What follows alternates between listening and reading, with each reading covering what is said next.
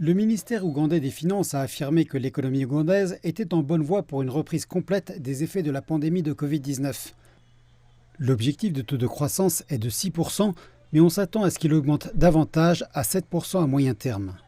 Cette projection est due à l'augmentation des activités pétrolières et gazières, à l'augmentation de la production résultant de la mise en œuvre effective du modèle de développement paroissial.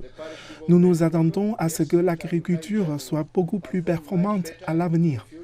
Le commerce régional a continué à être plus favorable à l'Ouganda et la situation mondiale s'est également améliorée. Le modèle de développement paroissial est une initiative gouvernementale visant à transformer les ménages de subsistance en une économie monétaire. Il accorde des prêts aux groupes d'épargne villageois à des taux d'intérêt inférieurs à ceux du marché afin d'accroître la production des exploitations agricoles et de stimuler les petites entreprises. L'initiative de modèle de développement paroissial devrait permettre à plus de 17 millions d'Ougandais de sortir de la pauvreté et d'augmenter le PIB de l'Ouganda de 55 milliards de dollars. Cela implique que le coût de la vie se réduira bientôt, au niveau pré-pandémique, quand les Ougandais pouvaient avoir un coût de la vie abordable. Le gouvernement prévoit également de collecter davantage de recettes locales pour financer les programmes de développement du pays.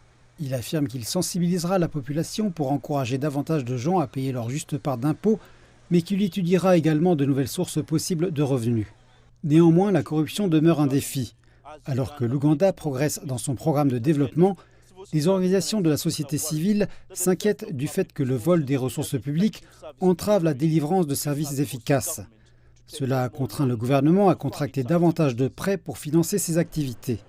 L'encours de la dette publique de l'Ouganda est passé de 19,5 milliards de dollars en 2021 à environ 21 milliards de dollars en 2022, selon les chiffres du ministère des Finances.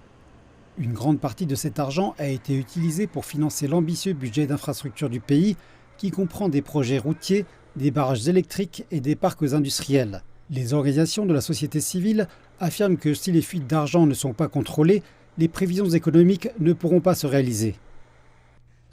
Je pense que nous devons placer la barre plus haute en termes de lutte contre la corruption et la faire passer à notre niveau. Nous devrions non seulement arrêter les gens, mais aussi récupérer cet argent de sorte que lorsqu'ils sortent de prison, ils ne trouvent rien. Nous devrions donc rendre la corruption très risquée afin de préserver l'argent. Le gouvernement ougandais affirme avoir réorienté le budget de l'année prochaine pour réduire les dépenses publiques et rediriger l'argent vers les secteurs clés de la santé et de l'éducation.